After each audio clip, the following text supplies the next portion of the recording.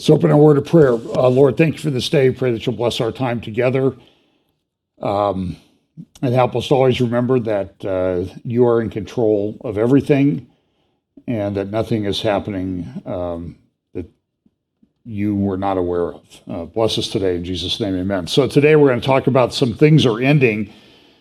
I did do a midweek this week, if you want to look that up on the YouTube channel. And just as a reminder, if I do a live update midweek, when you go to the YouTube channel now, it will say like home, videos, maybe shorts, and then you might have to click over on the right to get live to show up. And that's where the live videos show up now. It's a change that YouTube made after doing things the same way for, well, over a decade. And I'm not so sure it wasn't to suppress people viewing live things, because people have trouble finding it. It's just a big change. So remember that. Also, I'm going to be doing a conference in Canada, May 5th and 6th. Last Day's Bible Conference, ldbc.ca. And on that, I'm going to do 4 talks. I'm going to talk about the theme of the conference is from Psalm 90, about the end from the beginning. He never changed, the Lord God is in control. So we're going to do the first coming of Messiah, behold he came. Second coming of Messiah, behold he comes. The reign of Messiah in the millennium, behold he reigns. And then where? The city of Jerusalem, the city of God. And we'll be talking about the Temple Mount and all sorts of things like that. And then in June, I think the weekend of, June 10th, 11th, I'm going to be in Yorkshire, and I cannot remember the name of the church off the top of my head. You'll get advance notice of that. Just a small church. And then Moriel Conference up in the Scottish Highlands. That will be June 16 to 18. Pray for Jacob's health. By the way, he's still recovering from some surgeries and some health issues. And that one's going to be a conference about sort of building off the theme. When Jesus talked to his disciples, he said, the prophets long to see the day that you're seeing. And I think that's an attitude we need to have, that we should be longing, we should be grateful that we're seeing the day that we're seeing, even though it's very troubling. And there are some very troubling things I'm going to talk about today, because everything is in a pretty big state of turmoil. So we sit here, though, our lives are fairly normal, but things are falling apart. And that's why I said some things are ending. I don't know exactly which things are ending and how soon, but things are changing. And when this time comes for God's judgment to be poured out in different measures, sometimes before this last period of prophetic period begins, there'll be judgments, I think, that will come upon the earth. There's nothing to say that there can't be world war before that period of time begins. And certainly there are a lot of indications that we're in for some pretty rough sledding here for a while. So we talk about the convergence of events, acceleration, convergence, logistics, understanding, and we've referenced this verse quite a bit. Daniel chapter 12, verse 8, 9, and 10. Where he was told, seal up the book, Daniel, till the time of the end. And earlier in the chapter, he's told many will run to and fro and knowledge will increase. And the purpose of that was that people are going to be, there's twofold meaning to that, I think, that people will run to and fro and knowledge will increase. And notice it says knowledge, not wisdom, in that verse. And we have a lot of knowledge. I mean, you can go around here and you can see all the big server farms that are filled with people's information. And some of these companies exist just to collect data from you, and they're doing a pretty good job of it.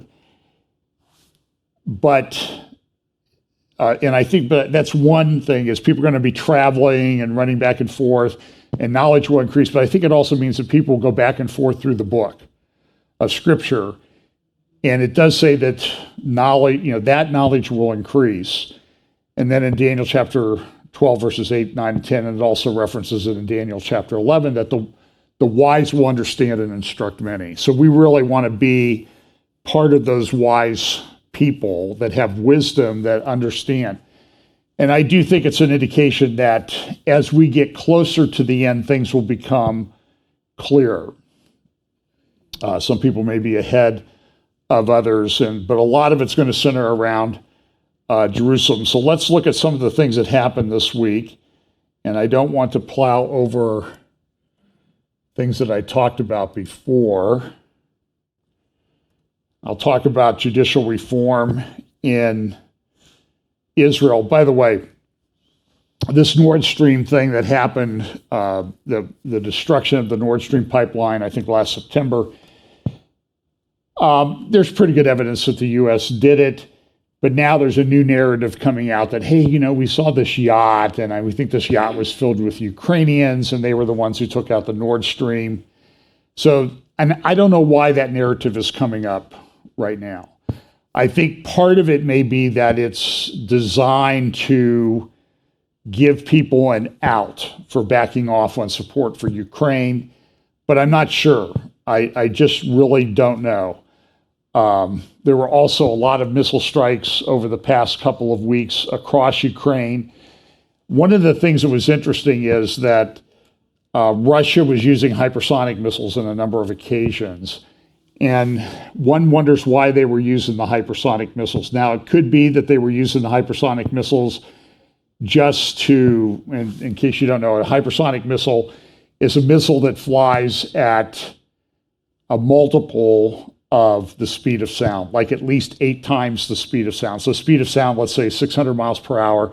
So that means they're traveling 5,000 miles an hour or above. Some travel at Mach 13, which puts them at close to 10,000 miles per hour. There's really no missile system on the planet that can shoot down a hypersonic missile. The U.S. is developing them. I don't know how far along we are. They say we're getting close, but we'll see it. We'll believe it when we see it. But Russia has developed them. But the question is, why are they using them in Ukraine? Because one of the things you've never really heard about in Ukraine thus far, Ukraine did have some jets. You haven't really heard anything about, Ukraine's using jets and that type of thing, or even ships. And that's where the hypersonic missile would be very effective, especially against ships. Some believe that one hypersonic missile could take out an aircraft carrier. And China also has hypersonic missiles, and I'll reference that a little bit down the road. I seem to be getting are you hearing a clicking? Okay, maybe it's just me. I'm hearing, what did you say? No.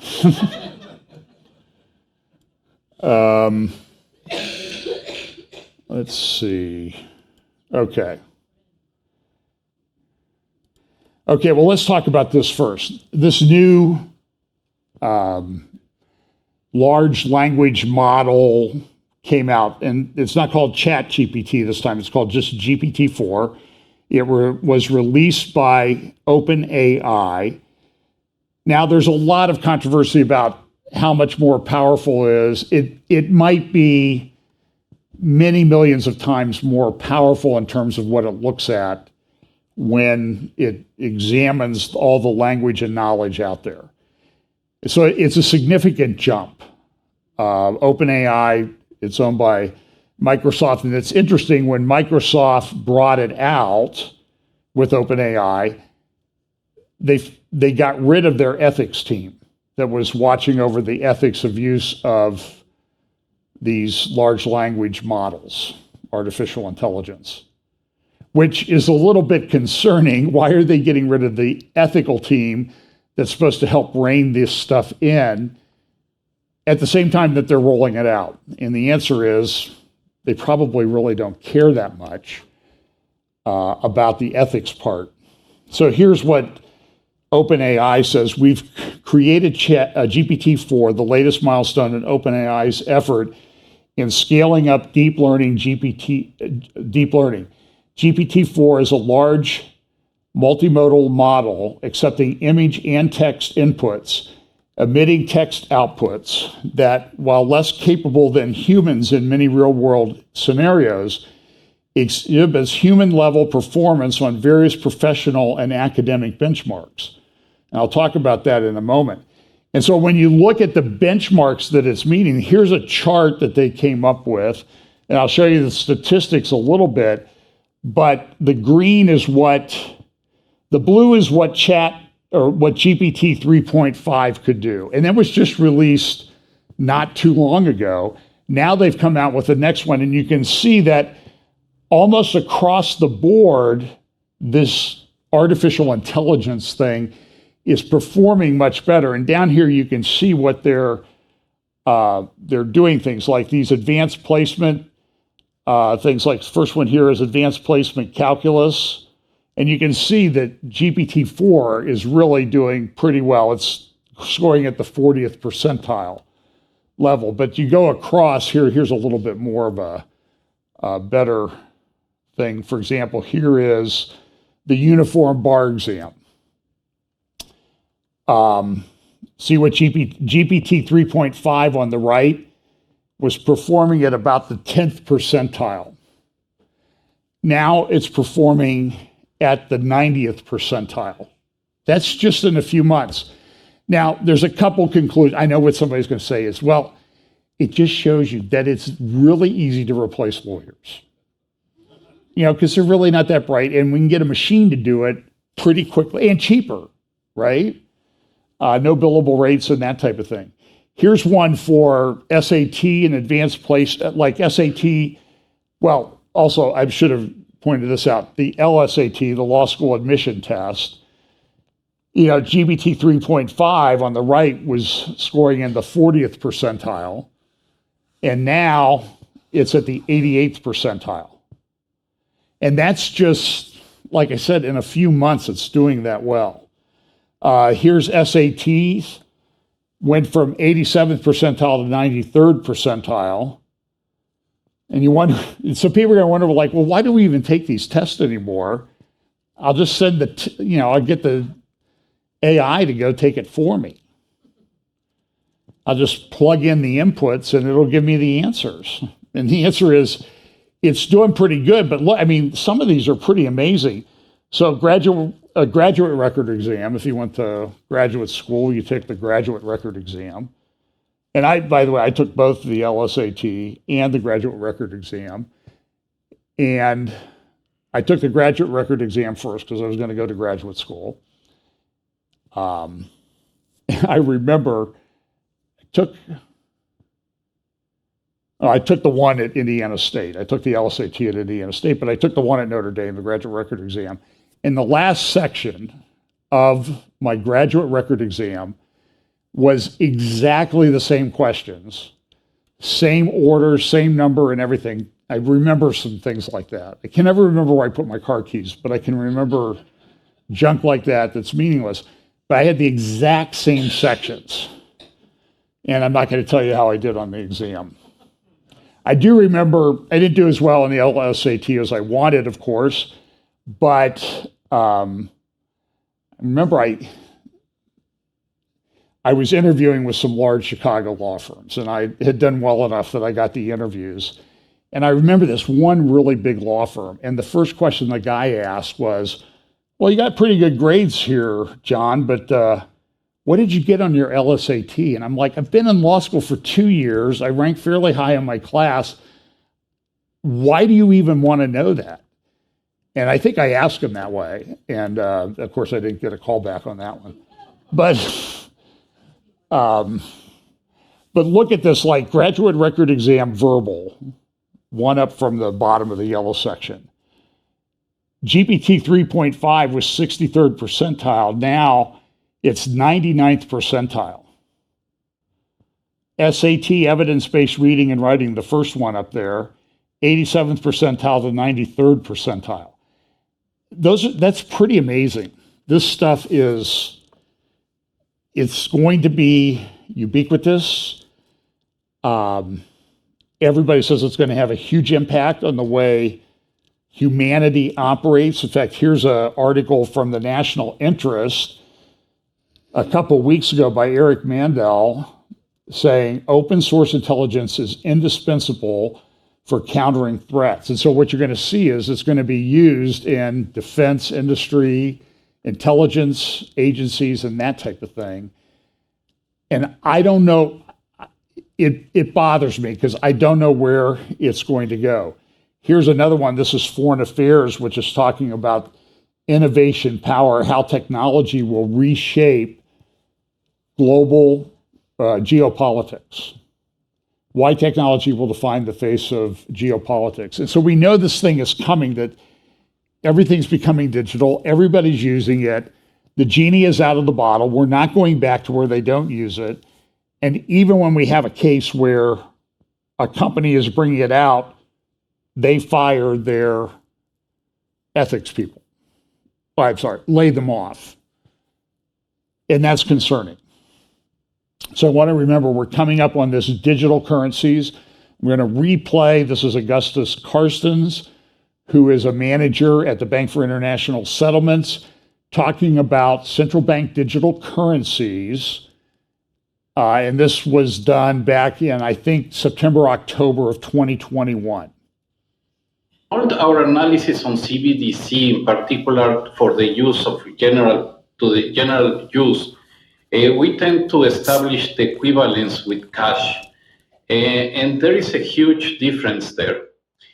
For example, in cash, we don't know, for example, who's using a $100 bill today. We don't know who is using a 1,000 peso bill today.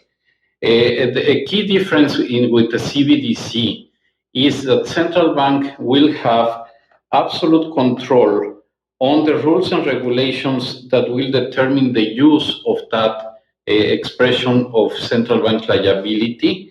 And also we will have the technology to enforce that. Those two issues are extremely important, and that makes a huge difference with respect to what cash is. This is his bio page. He's general manager for the Bank for International Settlements. That's defined as the central bank for central banks. And you can see what he says is, we don't really like it because, people are spending money and we don't know what they're spending money for. And we want to be able to track that. And so this was an article at the Sociable, talking about the Bank for International Settlements called for a public-private unified programmable ledger for CBDC, tokenized deposits, and payment systems. And there's a pretty sophisticated payment system that's being rolled out by U.S. banks and the Federal Reserve as we speak. When they're going to roll out central bank digital currencies, I don't know. It could be much sooner than we think, particularly if the whole system sort of crashes. Here's another guy from the International Monetary Fund talking at a conference recently, I think back in February, about central bank digital currencies and what they want to do. The third way we think CBDC can improve financial inclusion is through what we call programmability. That is, CBDC can allow government agencies and private sector players to program, to create smart contracts, to allow targeted policy functions. For example, welfare payment. For example, consumption coupon. For example, food stamp. By programming CBDC, those money can be precisely targeted for what kind of people can own and what kind of use this money can be utilized. For example, for food. So this potential programmability can help government agencies to precisely target their support to those people who need support. So that way can also improve financial inclusion. Of course, I want to end with a caveat because CBDC is not a panacea. CBDC cannot solve every challenge in financial inclusion. There are some aspects of financial inclusion is not related to technology. For example, financial literacy, digital literacy. So CBDC has to work with other policies together to try to improve financial inclusion. I stop here. But everything that we've seen, remember that G20 meeting in Indonesia where the Indonesian health minister got up and said, hey, we're going to put health records, and the next time we have something that needs intervention on a global scale, we'll be able to program all that into everything, and the currency and your digital passport and that sort of thing. And that's what they're coming. Now, the next article I got from Patrick Wood, Technocracy News. I would highly recommend that you follow him. He also has a paid section on Substack that you can follow. He also has a new book out about the twin pillars of, I forget what the title of it is. It talks about transhumanism and technocracy. And Patrick's very knowledgeable. He was here a few years ago, did a weekend conference for us. And I've known Patrick for a long time. So he's a very solid believer. But I think even he for a while thought that, well, maybe this stuff is a little bit further off in the future. But I heard him interviewed a few months ago, and he said, I think we're actually here. I think that this is the sort of the end of days scenario that people have been talking about. So he gave this article this week. Now, he did a book years ago called Trilaterals Over Washington. He's followed the Trilateral Commission and the Rockefeller Foundation and the people that have been involved with that. And then, of course, the things that flowed out of that, the Council on Foreign Relations, people like Zbigniew Brzezinski, he was an important person in the national security apparatus under the Carter administration. But so they have this big meeting, and they have rules at the meeting is you can kind of tell what people talk about, but you can't identify who said it. So here was one thing. This came from Nikkei Asia. Trilateral Commission calls 2023 the year one of the New World Order. By the way, I'm also doing 5 o'clock, 4:45 or 5 o'clock tomorrow. I'll be doing a live discussion with Tom Hughes at Hope for Our Times on his channel, 5 o'clock Eastern U.S.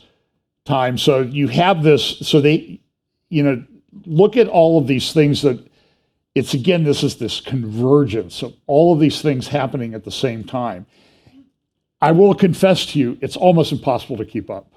It really is. I mean, I sit here on Sunday morning and I did a midweek this week, and it's just like, up until I do it, I'm like changing it, I'm putting things in, I'm adding things out, and it's like, oh, I forgot about that. I read that a day or two ago and I forgot about it because there's a whole bunch more that's sort of filling the limited space in my head. But look at some quotes from this article. 3 decades of globalization. This is what the article says. Then some quotes here. This is a quote. 3 decades of globalization defined as integrated, free market-based, and deflationary has been replaced by what will be a multi-decade period of globalization defined as fragmented, not free market-based, but industrial policy-based and structurally inflationary. What's that mean? What you thought the world was like is over for decades. And I don't think that's an inaccurate statement. Then this person said this year, 2023, is year one of this new global order. Now, when we talk about these things in Bible prophecy, and we talk about coming new world order and that type of thing, a lot of people say, you people are crazy. There's not a global order coming. But then here's the Trilateral Commission people, and somebody says this, and there was no reporting that when she she or he said this, well, she, he, or they, I'm sorry, I forgot my inclusive pronouns. When she, he, or they said this, there was no reports that everybody was running out of the room screaming, oh no, oh no. Because it's the way it is now. At the core of this shift is the U.S. Instead of committing to a neoliberal free market economy, the U.S. government is driving the economy and key industries towards a set of objectives, such as domestic equity at home and competition with China, the speaker said.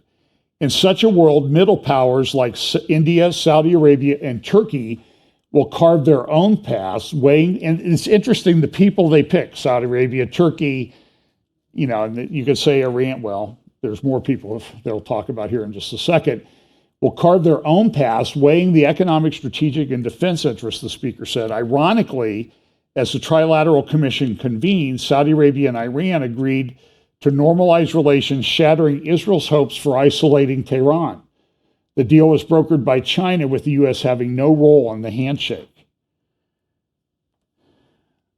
But Commission members expressed hope that China would play a part in ending the Ukraine war. Whether Russia will stop the war depends on the role of China. If China decides to help Russia evade sanctions, if China decides to provide Russia with arms, this war can go on for very long. And I don't know that that's accurate, because Russia has a lot more power, people, military hardware, and that type of thing to throw at this than Ukraine does. And I'm not sure that the EU and the United States have the industrial base anymore to continue to rearm Ukraine. So if China gets involved on the side of Russia, it's really pretty much over, I think. The question is how quickly and what's the end game look like. Here's some more. At least for the short term, some of these priorities seem to have shifted.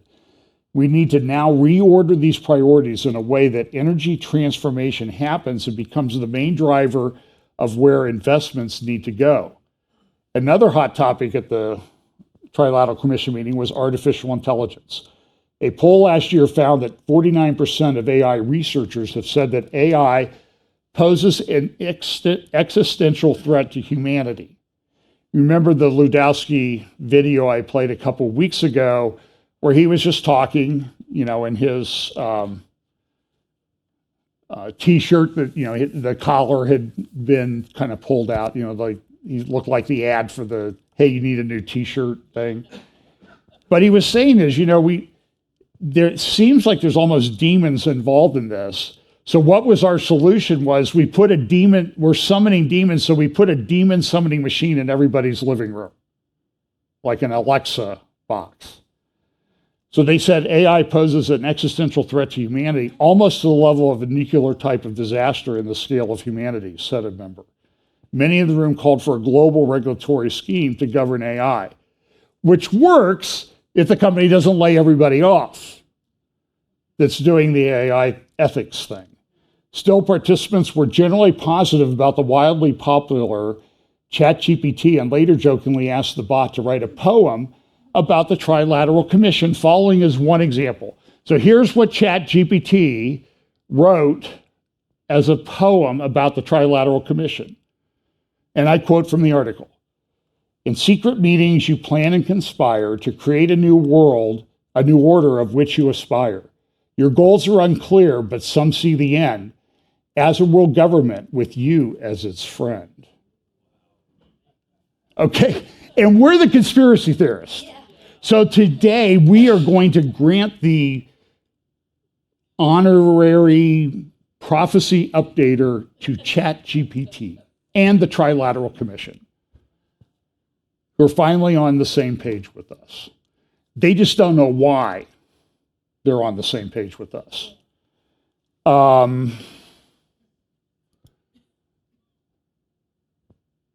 Well, I'll talk about this now, because I have a whole bunch more on this, but it's kind of broken up. So while I'm thinking about it, this is interesting. So Saudis entered into this diplomatic arrangement. They're going to open embassies in each other's countries between Saudi Arabia and Iran. China brokered it. U.S. had nothing to do with it. Well, I take it back. The U.S. probably had a lot to do with it because the Saudis, they're pragmatic and they're looking at things and they're saying, I think that the U.S. just isn't going to really help us out here.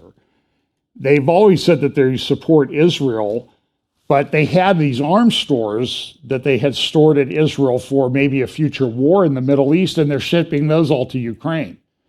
So if we think, and then intelligence reports said it could take 12, 13 years for the U.S. to manufacture back what we've shipped to Ukraine. That's not really good news in a volatile world. I think we can all agree with that. But part of this, part of the reason why the Saudis wanted to do this is they've had a lot of trouble with Yemen. And Iran has armed the Houthi rebels in Yemen. Yemen's a fairly large country. I think it has 45 million people living in it, about the same number that lived in Ukraine before the war started. Ukraine's down to about 23 million now, maybe less. And so part of this was, okay, they're not going to arm the Houthis. And they've had attacks on oil refineries and other oil installations in Saudi Arabia. So Saudi Arabia wanted to get rid of that, so that's why they entered into this. They're pragmatic.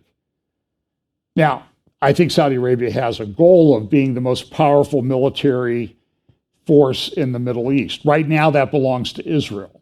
But Israel's relatively small, 8 or 9 million people, like 1/5 of what they have in Yemen. And then you have all the other, you have, I don't know, what is it, 1 billion Muslims living in the Middle East around Israel. Saudi Arabia wants to step into that role, but they need space to develop that. And they also need partners. And so if they don't have to worry about Iran for a while, they can take some time to develop all the things that they want to do. But this is also an article from a blog called The Automatic Earth. Iran-Saudi rapprochement will deal a death blow to the dollar. So when you look at, and I'll talk a little bit about Silicon Valley Bank in a minute, you look at these things that are going on with the financial system, and it can be pretty troubling. But I think if things really collapse, the dollar can be destroyed by inflation, or the dollar can be destroyed by the banking system falling apart. And in which case, the result is sort of the same. The dollar's been destroyed. When the dollar goes down or hits into inflation, there are certain things that are going to become very valuable. I think precious metals will become valuable. But I know people who have been trying to go out and buy some of these lately, and they can't.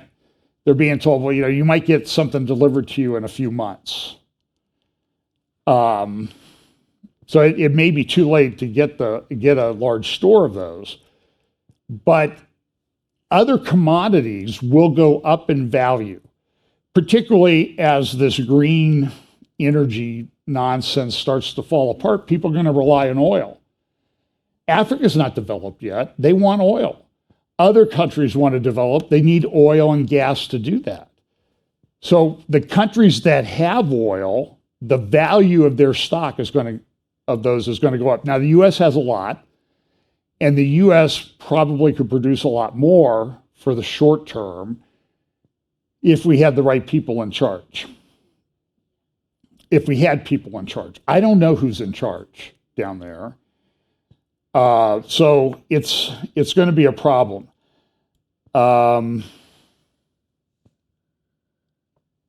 Well, again, this is a little bit out of order, but I'll do this. So this in Megiddo Junction in north central Israel yesterday, they had a roadside bomb attack, and it could have been very, very serious, but they were able to neutralize the person who was in the car with this person and take care of this. But this was a pretty serious incident, and I'm still waiting to get some more details about it. But that just happened on a major road, highway, and everything that people drive on. The people that did this apparently came across the border from Lebanon, it appears, and then they were able to escape back across the border. That's concerning. So just pay attention to that. And the foreign ministry from Russia at the UN Security Council on Thursday said that, at the Security Council, the Russian ambassador was talking about the fact that we need to stop these Israeli attacks in Syria. These have to come to an end. And part of that was related, they think, to the fact that Israel sort of has weighed in on the side of Ukraine in the Russian-Ukraine war. So we'll have to watch and see how that comes about. Now, I need to find this article, so while I'm talking, I will do it. This relates to Chat GPT, GPT-4, and artificial intelligence. It's an article by Ezra Klein.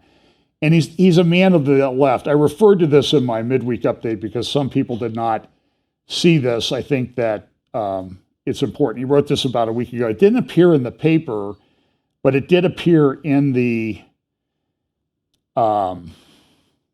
this. So listen to some of the quotes from this article. In 2018, Sundar Pichai, the chief executive of Google, and not one of the tech executives known for overstatements, said, AI is probably the most important thing humanity has ever worked on. I think of it as something more profound than electricity or fire. Try to live for a few moments in the possibility that he's right, Ezra Klein says. There is no more profound human bias than the expectation that tomorrow will be like today. That's called the normalcy bias. We see things happening. It's very disconcerting. And so what we do is we have this default thing where we interpret things are going on. Well, it's just, I'm really not seeing what I'm seeing. I want to think that everything is just like it was. And we've been saying here for years that we're not going back to 2019. That's never happening, let alone going back to 1958. Now, it's possible we might go back to 400 AD when nobody had any electricity or anything. I can't do that. There's no more profound human bias than the expectation that tomorrow will be like today. It is a powerful heuristic tool because it is almost always correct. Tomorrow probably will be like today. Next year probably will be like this year. But cast your gaze 10 or 20 years out. Typically, that has been possible in human history. I don't think it is now. I said, this is a New York Times guy, but listen, this is solid, intelligent writing. Artificial intelligence is a loose term, and I mean it loosely. I am describing not the soul of intelligence, but the texture of a world populated by Chat GPT-like programs that free us as though they were intelligent and that shape or govern much of our lives. Such systems, to a large extent, are already here, but what's coming will make them look like toys. What is hardest to appreciate in AI is the improvement curve. And so now you'll see articles where, like, Ray Kurzweil, who's been involved with the thing called the singularity, and I think he works for Google now. He's worked for Google for some time. But back in 2045, Time came out with a very famous cover, and it said 2045. Remember, it had the picture of the back of a head, and it had wires, a couple big wires going into the base of the skull. And the title of the cover said 2045, the year man becomes immortal. And I think that was 2011 or 2012 that cover came out. We all used it in Bible prophecy. Okay, so here we are 11 or 12 years later, and the 2045 thing is probably not when it's going to happen. In fact, Kurzweil in a recent interview said the singularity, this immortality thing that we're trying to achieve, will happen in 7 years, 2030. Everybody's using 20. Just go do Google for 2030, Vision 2030, SDG 2030, and you'll come up with a pile of images about 2030. Now, I'm not date setting or anything like that. I want that to be very clear. I'm just saying is Everybody seems to be focused on 2030. Ukraine 2030, Saudi Arabia Vision 2030, Sustainable Development Goals of the UN 2030, on and on and on. Now the singularity guys, artificial guys, intelligent guys are coming out and saying, hey, we think we're going to get this done by 2030.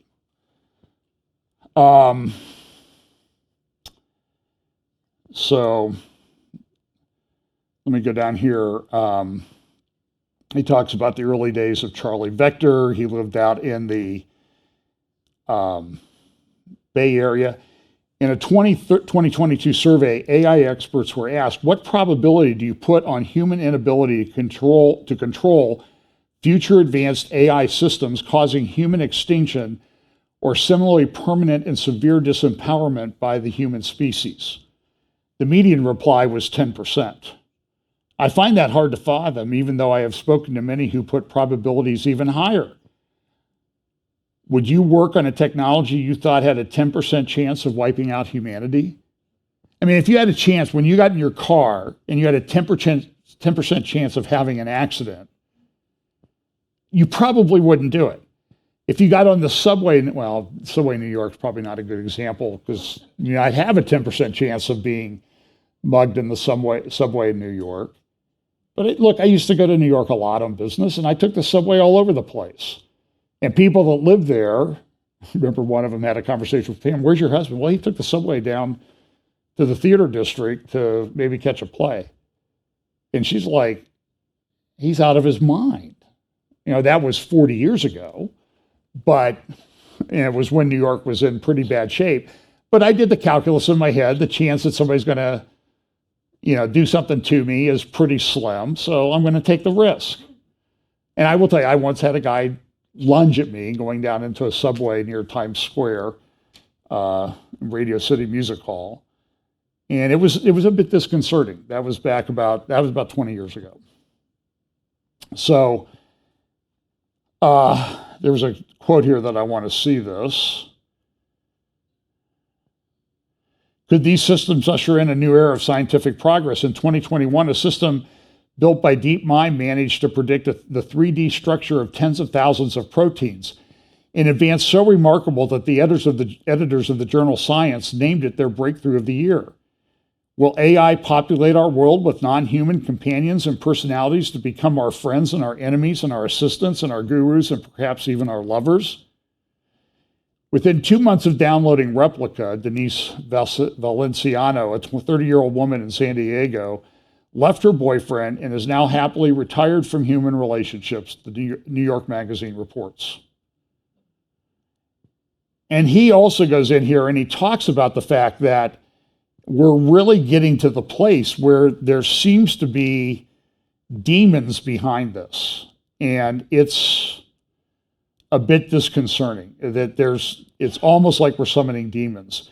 And this is a pretty common theme that people are doing, that the programmers, the coders in this are getting to where they're summoning demons. So understand that that's that. So I'm going to try to stay off of artificial intelligence the rest of the talk here today, but understand this is a really big deal.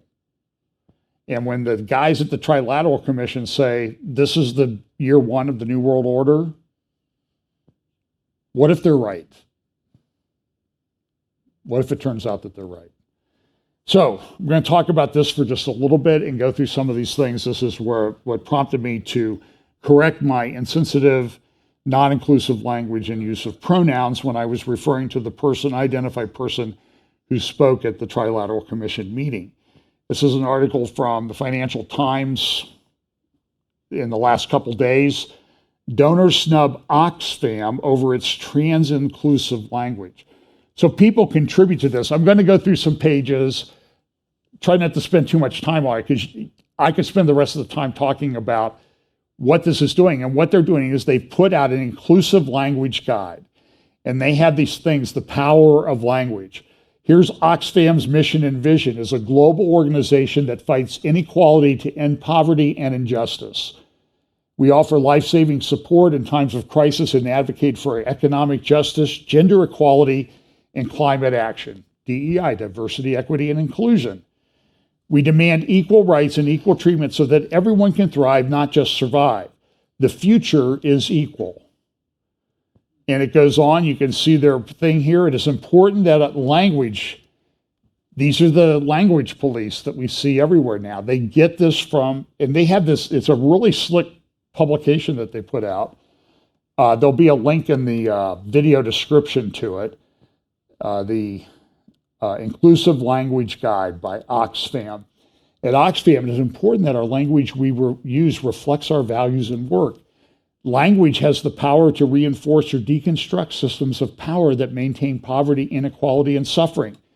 Choices in language can empower us to reframe issues, rewrite tired stories, challenge problematic ideas, and build a radically better future based on survivor-centered, intersectional, anti-racist, and feminist vision of equality. I feel left out. I'm sorry.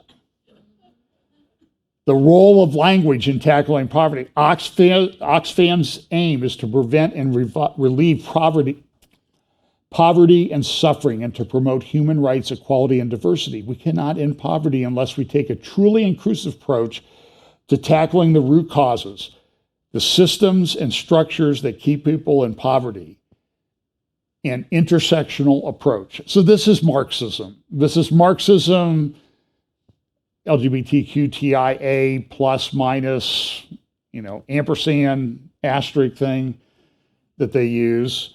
And then look at this, grassroots organization, activists, racial justice and decolonization, colonial history, meaningful decolonization of our work, and a shifting of power from the global minority to the majority. And it goes on to say that, so here's how you use this. We have this, there's a trigger warning. Some of you people are going to be upset by this, and you're going to think because you're blinded by your privilege. You think that your privilege came about because you worked hard. And I've said that. I've said, to me, privilege was, I got up and went into the office at 2 or 3 a.m. at time for many years in a row, actually. And I worked hard, as did a lot of other people. And, the privilege was sitting in an office alone for 5 or 6 hours every day before the other people started, those slackers started rolling in at 8 o'clock in the morning, for crying out loud. But the point is, but they're saying, you think you have privilege. Social change by its very nature is disrupted. The comfort or status quo must be disrupted in order to dismantle oppressive structures and create pathways to equality. For example, many people don't personally associate with the concept of having privilege, nor recognize the relative advantages they may be afforded in society compared to others, particularly if they have themselves struggled or feel that they have earned that privilege. This is a section in it. Feminist principles for language use. Silence is violence, inclusion and belonging. It goes on, gender justice, sexual diversity, and women's rights. Oxfam's commitment is to gender justice at the heart of our work to overcome inequality. Gender justice is understood as full equality between women and men, including trans men and women, as well as non-binary people. Ignoring this from Mark 10, the Pharisees came to him and asked him, is it lawful for a man to divorce his wife, testing him? And he answered and said to them, what did Moses command you? They said, Moses permitted a man to write a certificate of divorce and to dismiss her. And Jesus answered and said, because of the hardness of your heart, he wrote you this precept.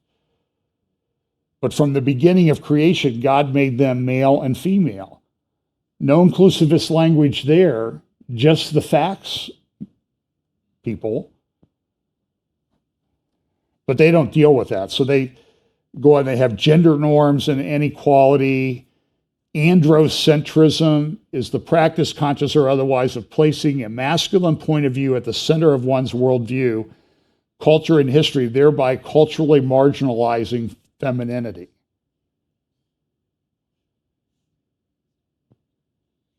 My wife does this all the time with me. You're thinking that way because you're a guy. And that's fine. Gender justice, human beings, humankind. We don't say mankind, but they say humankind. That's okay. You see how ridiculous this is? This is just, And they always have the little equality flags down here on these pages. Parenthood, we avoid mother or father, avoid assuming the adoption of gendered roles by transgender parents. Then over here under pronoun, we avoid assuming it is correct to describe someone as he or she based on we avoid he or she because assuming it is correct to describe someone as he or she based on their name or physical appearance.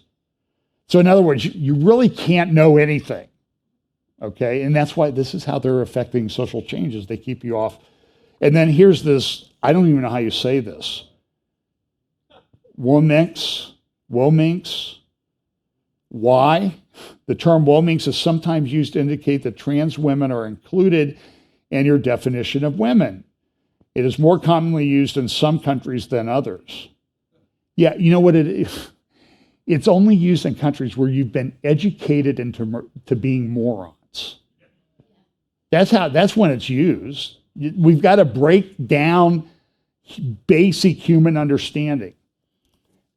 I'm sure that if you went to, saw a study they did, they went to some tribes that really don't have a lot of contact with the rest of humanity. And what did they find? They found long-term marriages between a male and a female to work together. And these were non-Christian things. This is how they had organized their social structure.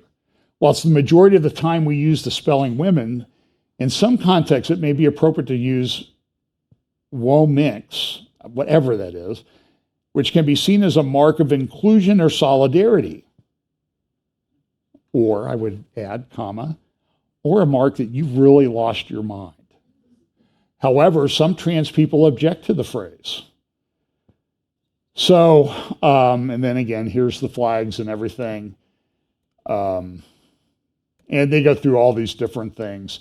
And look at how they changed language here, though. Anti-abortion, anti-choice. The term pro-life is emotive and misleading. But pro-choice is okay instead of pro-abortion. Okay, you really couldn't say that, but pro-life is emotive and misleading. Anti-abortion is accurate and avoids negative connotations that cause discrimination against people that need or choose to have abortions. So we avoid pro-life. And this is making its way. This is the lieutenant governor, I think her name is Flanagan, of Minnesota this week. Because let's be clear, this is life-affirming and life-saving healthcare. When our children tell us who they are, it is our job as grown-ups to listen and to believe them.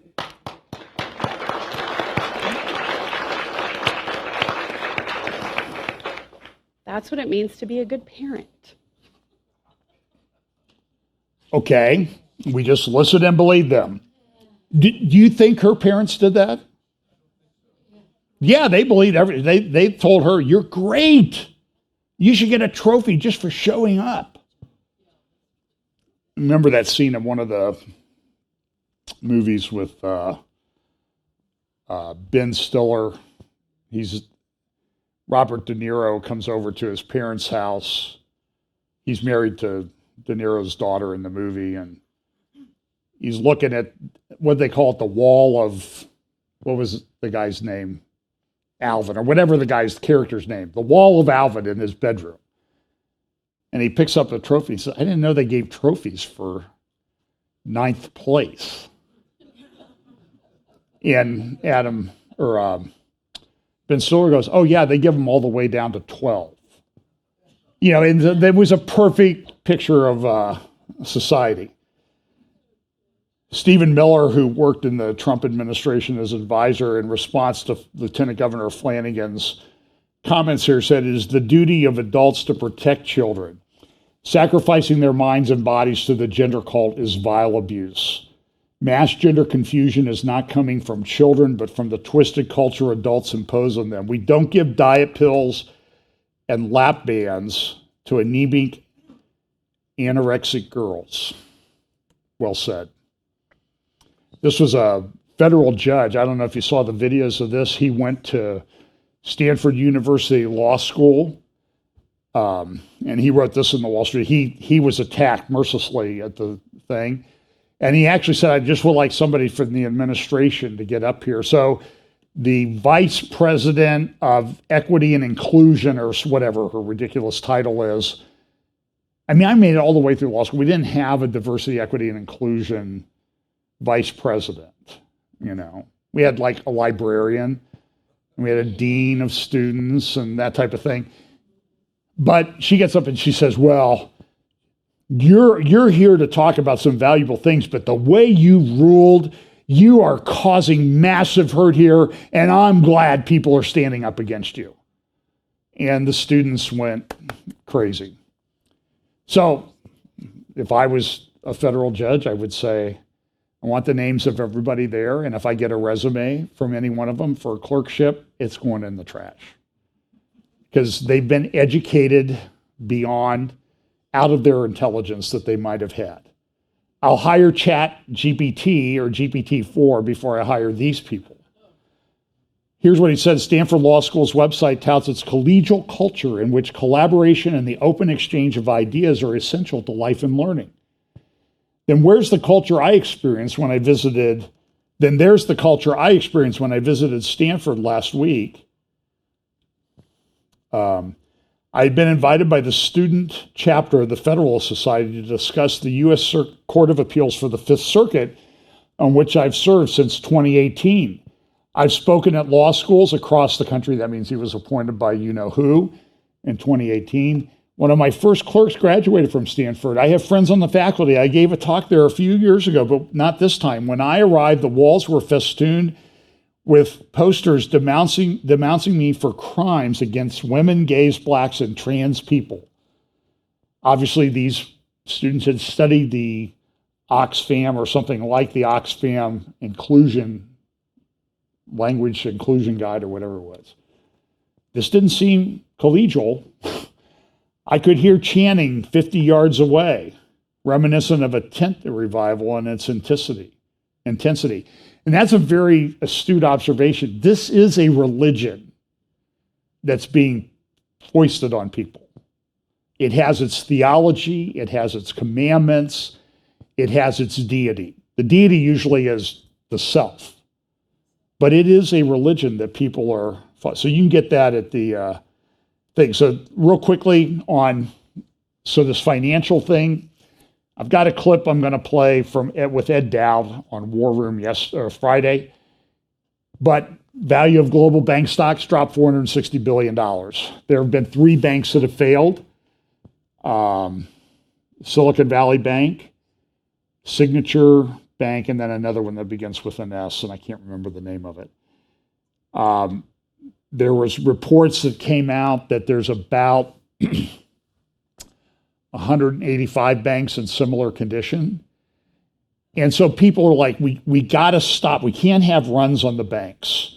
We've got to stop that. And you can see there's the SVB Financial Group share price, bailing out small tech. This is the financial. Look at some of these articles in the Financial Times. A week of banking turmoil, bailing out small tech.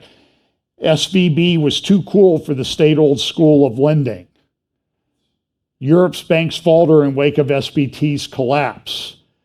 3J's led banking world's rescue of First Republic, Janet Yellen, Jamie Dimon of JP Morgan Chase, and Jay Powell of the Federal Reserve.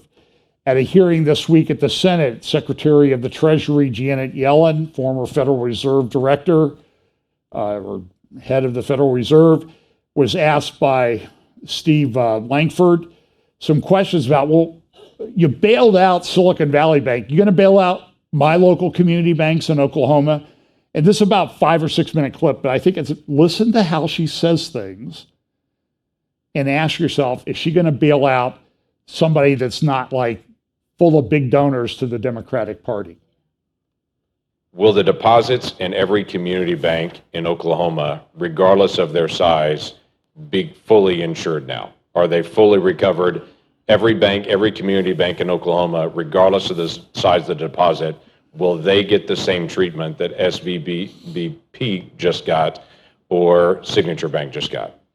A bank only gets that treatment if a majority of the FDIC board, a supermajority of the Fed board, and I, in consultation with the president, determine that the failure to protect uninsured depositors would create systemic risk and significant economic and financial consequences. So what is And your we plan? made that determination. Right. So these what is two your banks. plan to keep large depositors from moving their funds out of community banks into the big banks?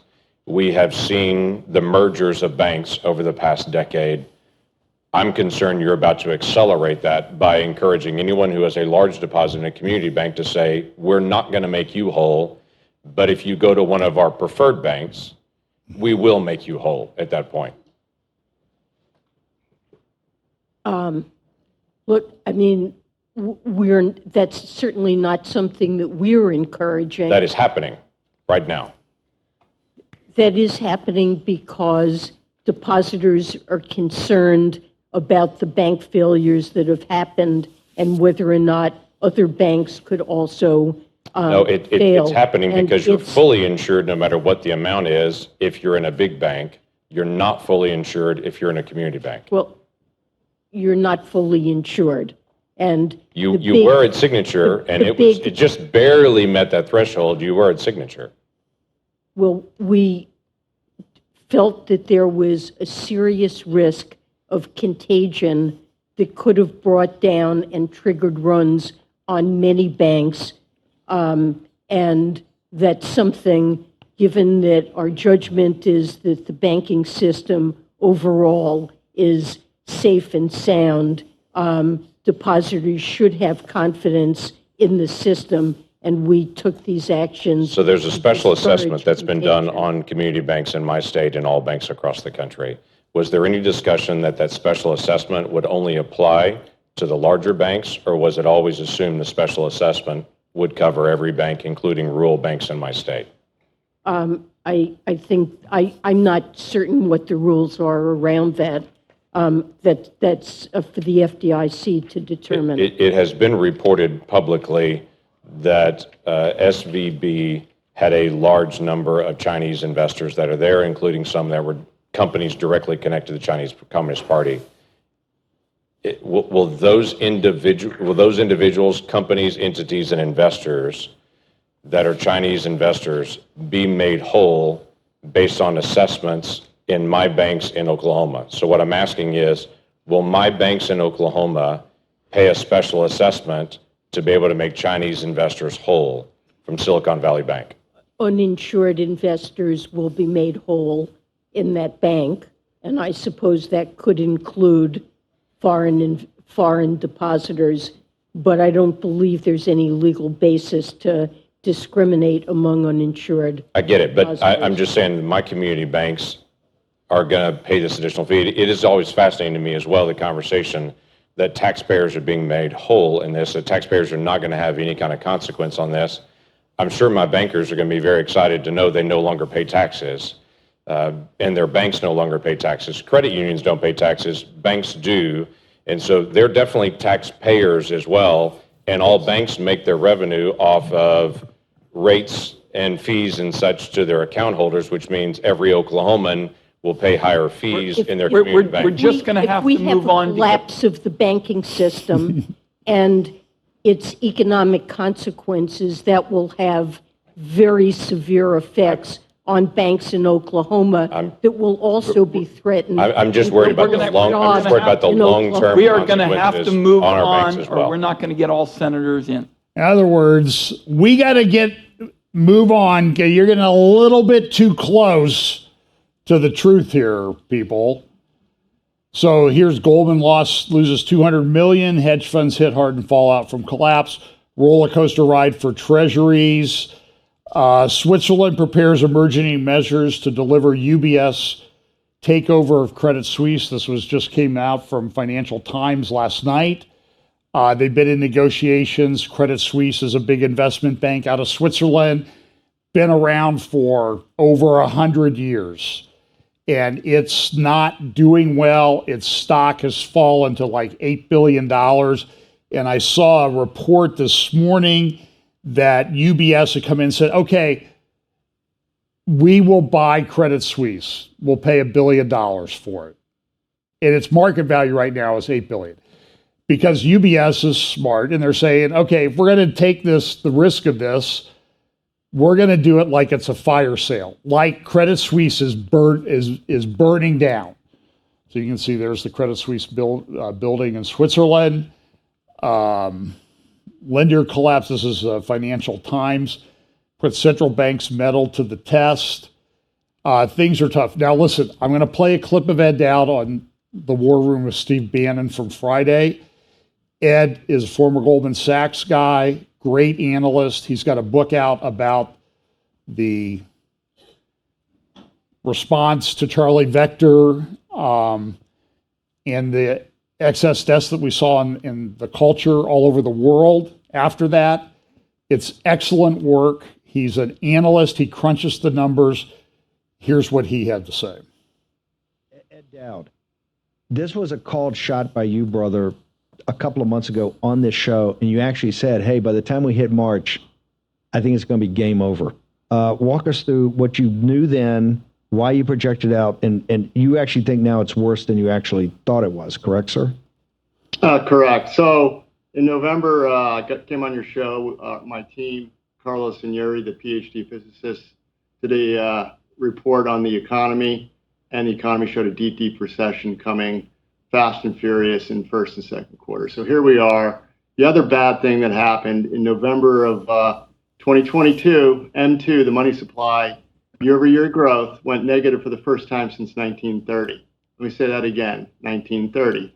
This is the fifth time it's happened, and the previous four times since 1868 have been associated with financial panics. So M2 is just basically money, and money is credit. So credit's contracting, and here we are, and the Wall Street Journal, I guess, is fomenting bank runs by reporting that 186 of them are in trouble. So here we are. And I don't know the speed of this. I don't know whether they're going to be able to slow this down or it's going to happen. Well, actually, hold it. What the Wall Street Journal just said, though, I want to make sure it was clear. They said, hey, it's not going to be a bank run because the Federal Reserve, they've now given an implicit guarantee to all these banks. That quite frankly, the issue is that they've guaranteed these deposits. So where does that is going to be the most expensive? We're going to see the most expensive bailout in history because these banks are insolvent. The Silicon Valley Bank balance, when you get in to see the numbers, it was insolvent last year. It's got leverage of 185 to 1. A bank should have leverage of 3 or 4, maybe 5 to 1. In the investment banks, 8 to 1. Remember, in the financial meltdown in 2008, they were all over Bear Stearns and Lehman and Goldman Sachs. They had 20 to 25 to 1 leverage.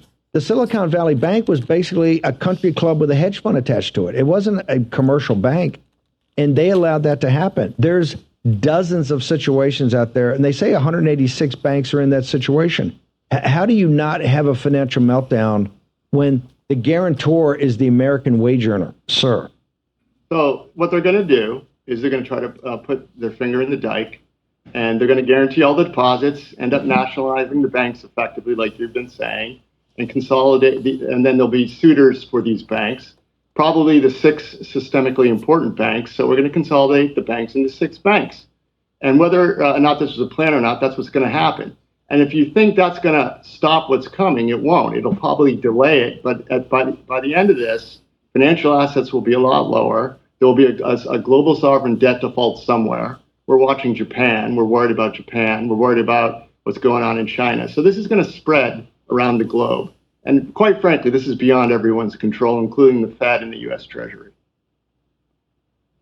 By the way, just to make sure that Ed Dowd is speaking the truth, they're supposed to be the best bankers in the world. The platinum, the premier guys are in Switzerland. You know that?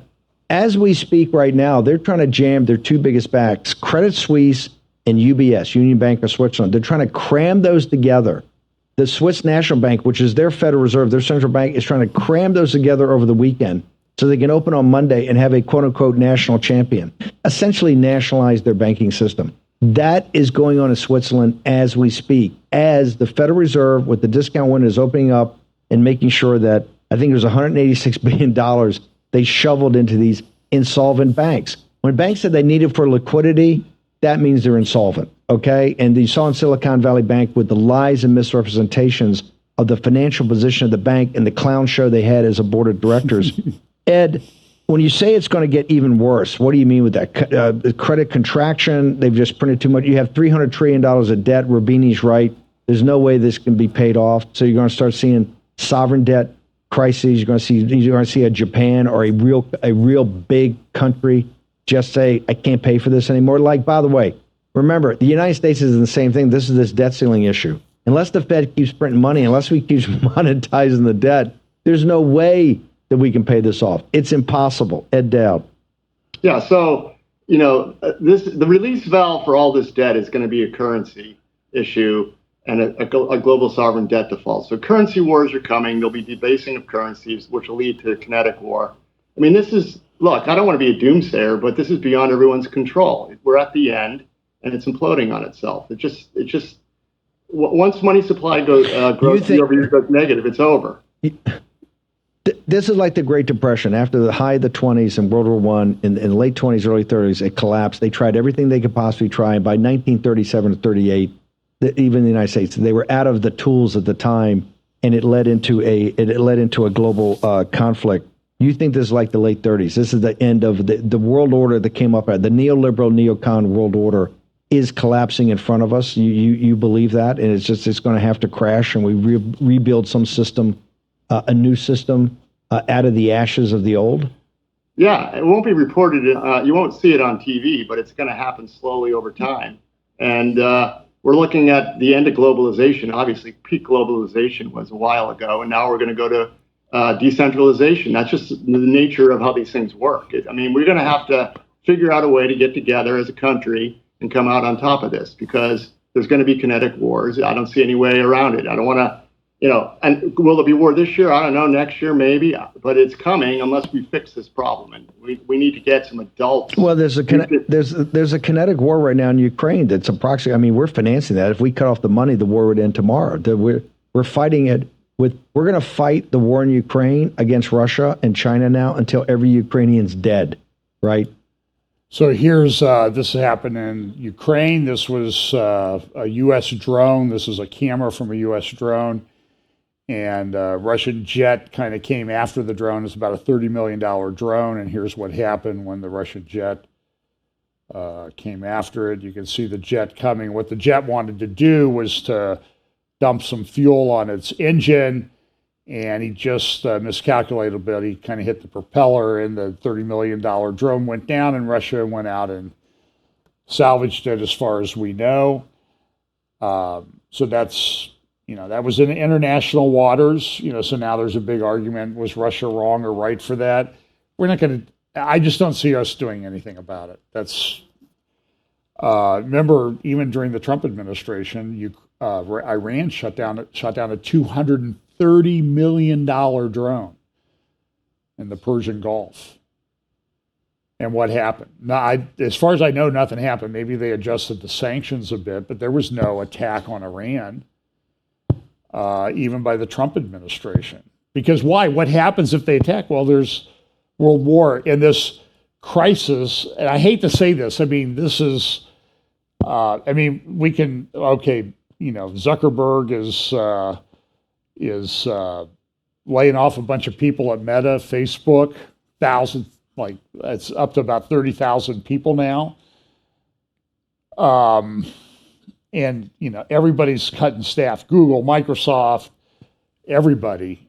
In France, the Macron government, I should have got my Macron graphic. I remember that graphic from the The Economist a few years ago, where Macron was walking on water. And then I kind of photoshopped it, Macron in a Napoleon outfit, with his hand in here and sort of slowly sinking down into the water. Well, now he's just sort of at eye level, maybe. Pretty soon you'll just see the hat floating, the the pointy Napoleon hat floating on top of the water. I didn't have time to trot that out this morning. Because what did he do? They put in a thing, they didn't even pass it through the parliament. They just said, hey, we're raising the retirement age by 2 years. And they're having demonstrations and everything in the street. People are upset. And the word this morning was, it may be that the Macron government's going to fail. So, so much for the view that he was the Antichrist. And maybe he comes back. I don't know. I'm not putting anybody on the world stage today. I'm not putting behind it. This was ICC issued a war crime warrant for Putin. Part of that is over. I talked about the children from Ukraine that have been taken to Russia. Russia has a major demographic problem. Russia used to be the 9th most populous country on the planet. It's now on track to soon be 22nd because they're not having babies. And they're taking kids from Ukraine. There was a story listen, I know as soon as I say this, I say, oh, you're pro-Ukrainian. Listen, I'm pro-truth, okay? And I talk to people in Ukraine, and they say this is happening. So what did the doctors do in a place where the Russian troops, I think it was in Kherson, the Russian troops are coming in. They had a bunch of babies in the hospital. So what did the Ukrainians do? They made up, the story is, they made up medical records and problems for the babies, saying they needed to be on respiratory equipment all the time. And the Russians let them alone, and they were able to get the kids out of there. These were babies. So listen, you can be pro-Putin. I don't really care. I'm just telling you, I'm pro-truth. And there's bad things going on both sides of this deal. And it's time people started talking about it. Because I hear people get on, they never mention anything, oh, Russia's great. They're chess players. They're the most humanitarian. I said this one guy, most humanitarian army in the history of mankind. He said this. I watched the video. Somebody sent it to me. And I told him, I said, listen, you can listen to that, okay? But, I sort of have a brain, and I know a little bit about this guy. So, look, I think Russia's going to win this thing. That's pretty clear, I think. A lot of people are dying. Nobody ever seems to talk about that. Oh, well, it's okay. Russia's going to be an important power in Bible prophecy. Maybe, maybe not. I kind of think it is, but that doesn't make it right. Where's your humanity, people? That's my point, okay? And I get a little bit exercised about this at times. But this isn't going to do anything. Do you think Putin needed to take an extra melatonin to get to sleep last night because the ICC issued a warrant for his arrest? No. You all are going to be taking, you want a whole bottle of the melatonin, you can get it at your local pharmacy or health food store. You all going to be taking handfuls of that stuff to get to sleep after you're done with this update. So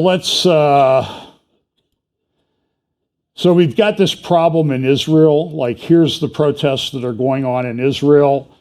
Hundreds of thousands of people in the streets.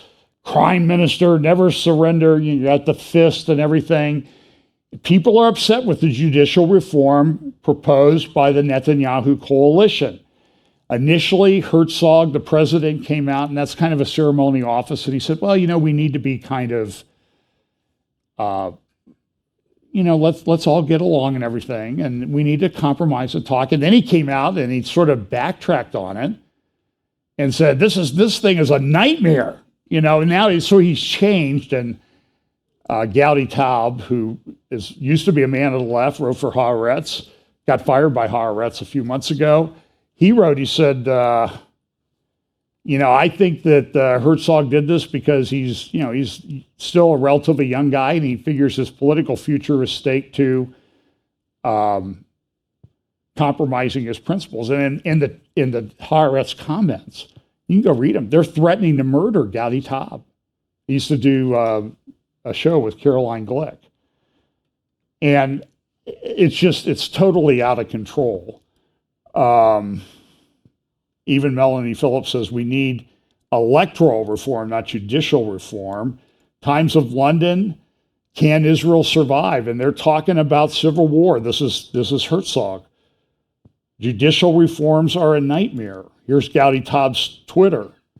So what happened to the president? Why did he turn over? Because he really tried to get a compromise. Then he found out that there is and will not be a compromise because Esther Hayut, that's the head of the Israeli Supreme Court, is not ready to move even a millimeter. Then he recalculated his course, telling himself that at least he would restore his position on the left because he is a young man and has a whole career ahead of him. It's not complicated. So listen, and I have friends on both sides of this issue.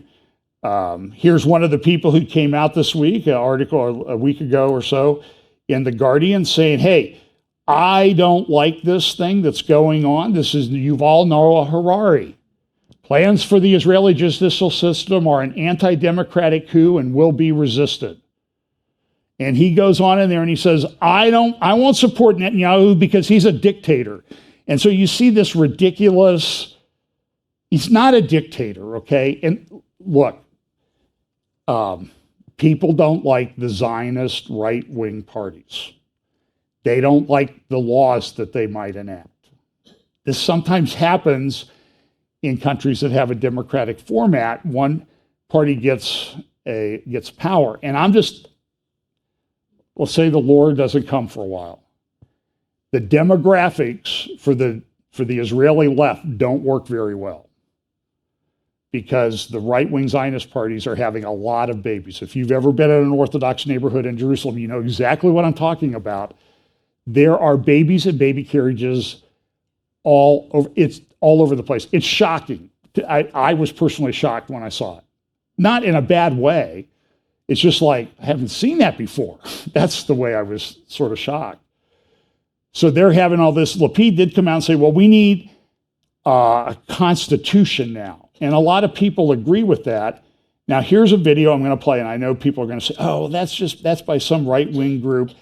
But listen, I did go to law school, practiced law for a long time, and I kind of understand what's going on. And I think this video sort of gives the right-wing perspective on why you need judicial reform in Israel. Here's this video. Whoops. Here we go. Whoops. For some reason, there we go. Israel's elected government has been advancing certain reforms. The main goal of the reforms is to restore checks and balances between the legislative, executive, and judicial branches. These reforms were among its main election promises and enjoy solid public support. Over the last 2 decades, the judicial branch has annexed powers in a way that cannot be found in any other democracy in the world. For example, sitting Supreme Court justices have an effective veto over the appointment of new justices.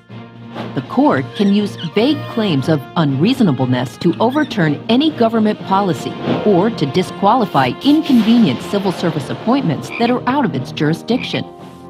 The court declared Israel's basic laws to be its constitution and uses them to annul ordinary statutes. But now it has taken to itself the authority to rule parts of this very constitution unconstitutional. The court decided, with no basis in law, that any ruling of the Attorney General is binding on the government. That means that an appointed civil servant is now the boss of the elected Prime Minister. Could you imagine any of these things happening in the United States or any other democratic country? Some of the court's rulings have done severe long-term social and economic harm. For example, the court suspended signed government contracts for offshore natural gas drilling, undermining its ability to do business. The court overruled hard-won compromises regarding Haredi army enlistment that sent Israel into an endless series of elections.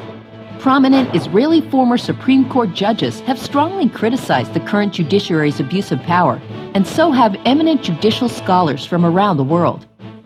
Professor Richard Posner called Israeli Chief Justice Aaron Barak an enlightened despot and a legal pirate.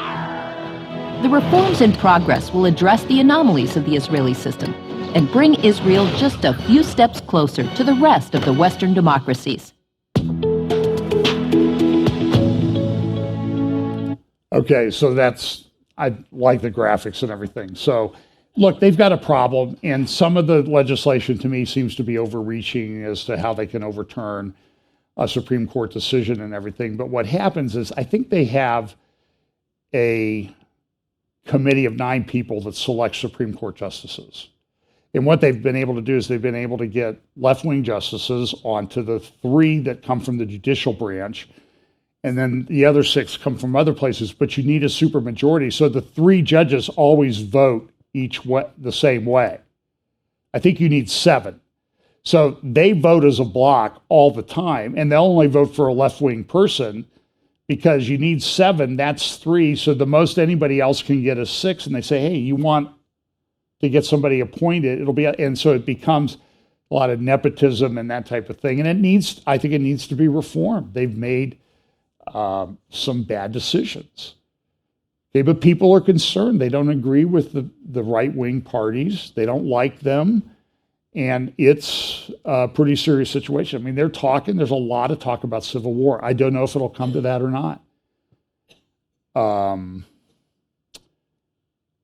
So I have a bunch more, but I'm going to,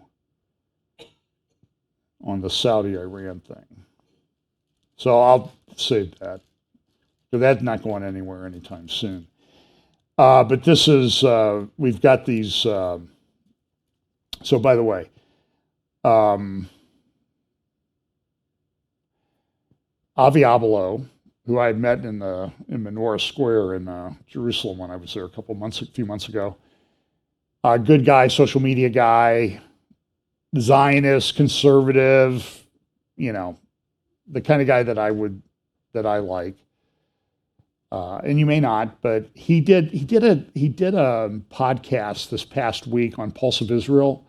You can find it. It's pretty good about the right-wing perspective on this judicial reform thing.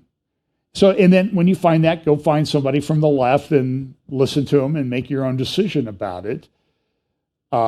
We've got this thing, but this is coming at a time when Iran, is in league with Saudi Arabia. Israel thinks we got to do something about the Iranian nuclear program, but how do we get there? Because we can't go across Syria or Iraq. We can't go across Jordan. We thought we might be able to go across Saudi Arabia, but now they're in starting a diplomatic relationship with Iran.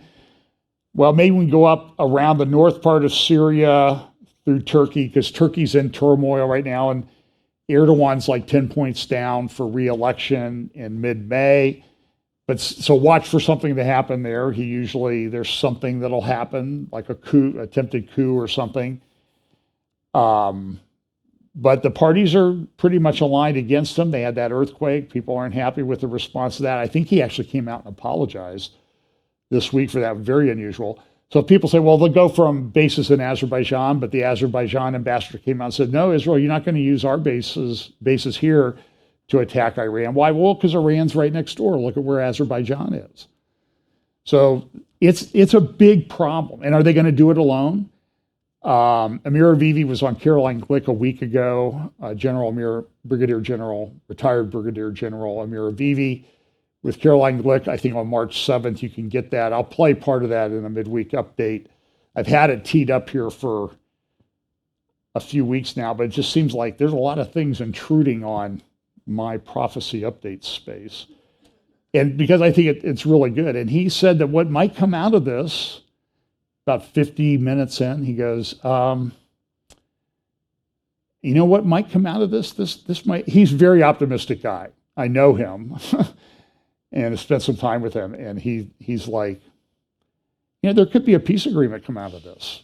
Now that ought to sort of perk up our ears, when the Trilaterals are saying this is the first year of the New World Order and talking about peace agreement. If that's the way this thing is going to work out, we'll see. I'm just saying there's a lot of balls in the air. But here's this, this is from the New York Post. Trump tweeted yesterday that on Truth Social, that his arrest in New York on charges is imminent. He expects to be arrested on Tuesday, and he said people need to protest. And now immediately everybody that, you know, the narrative that came about from the election protest, and there were things that people did wrong, okay, but now we're seeing all the videos, and I'm just saying is that there's a lot of things to talk about here, and I don't know how the Manhattan prosecutor gets him on a federal election violation. That's just not possible. It's just not the way the system works. I don't understand it. People are upset that Trump said people should come out and protest. And so the narrative is building now. The same narrative again. And the Justice Department came out this week and said, we've arrested 1,000 people on charges from early 2021. We're halfway in whom we're going to arrest. People are still being held without bail in jail. And so now there's a question, well, is Trump going to be held without bail? Because, well, he said people should protest, you know, and he's a threat. So he may be denied bail. So in New York, you can push somebody in front of a subway train and you get out on your own recognizance. This, look, the turmoil we're seeing in Israel, the turmoil we're seeing in France, the turmoil we're seeing in countries south of the equator from the United States, south of the United States, the turmoil we're seeing in the UK, it's everywhere. And don't you dare use non-inclusive language when you talk about this stuff. The pastor in Calgary, well, I'll be in 2 months, less than 2 months, arrested again this week. Pastor Reimer. Here's a Wall Street Journal report this morning. Trump's comments about possible arrest reignite political fight. So it could be an interesting week. So I have plans for what I'm going to talk about in a midweek update this week, but guess what? Things change. And the shelf life of stories is incredible. So, and this is from the Atlantic. This, I think, is a pretty good article. The New Anarchy. And they're like, this is coming from both sides. So it's a left-wing publication, but they sometimes have really good analysis. And here's a quote from that. We face a new phase of domestic terror, one characterized by radicalized individuals with shape-shifting ideologies willing to kill their political enemies. And we're seeing this all over the place. And what's going to happen? Somebody's going to come in and say, hey, listen, I got a plan. It's central bank digital currencies. We got this system we're going to put in place. Everybody's going to get along. Everybody will be happy. Do you think the world is set up more for this than almost any time in the last 2,000 years? I think it is. So tomorrow I'll be doing 5 o'clock, 4:45, 5 o'clock with Tom Hughes on Hope for Our Times. Either on he has an app, but sometimes it's on YouTube, sometimes it's on the app, sometimes it's on both. So check the Hope for Our Times app, hopeforourtimes.com, and then YouTube also, and we'll see where it is. So crazy world, right? So, get your melatonin so you can get some sleep at night. And look, the Lord's in control. We need to share the gospel with people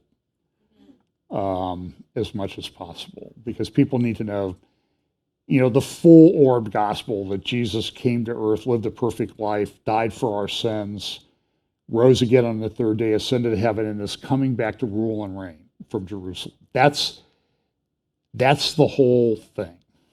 And we need to share that with people because it looks like it's getting closer. So let's pray. Lord, thank you so much for this day. We pray that you'll bless us this week, give us opportunities to share the gospel with people. Always help us to remember that to follow the admonition of Paul to stand firm in the faith and to act like men. And bless us this week in Jesus' name. Amen.